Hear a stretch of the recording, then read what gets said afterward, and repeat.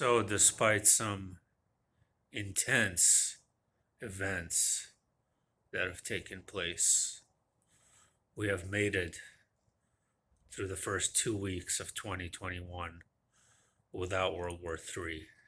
Now, there's a lot of saber rattling, a lot of my weapons are better than your weapons, a lot of covert activity in Syria, a lot of proxy stuff going on in Iraq and other places. So, Israel is sort of planting its seed all over the place.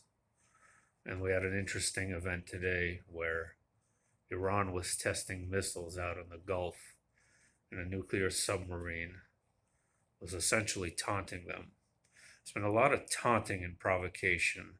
Now, this is a very similar pattern that we've seen take place right before the Vietnam War.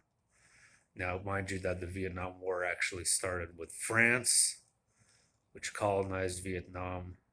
It really started in the 50s, but it took really over a decade to develop into what became the US invasion, the communist takeover followed by the US invasion. Now, we're coming upon the most pivotal time of this month to watch for that, and that is the inauguration time frame, the transition period from one president to another.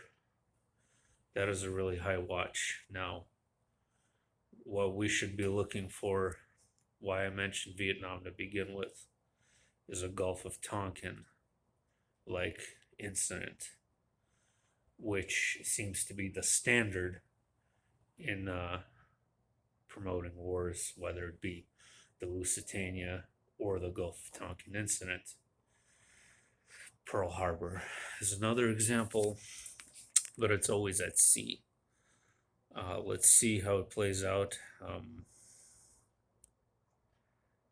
Interesting. Was impeached twice, huh?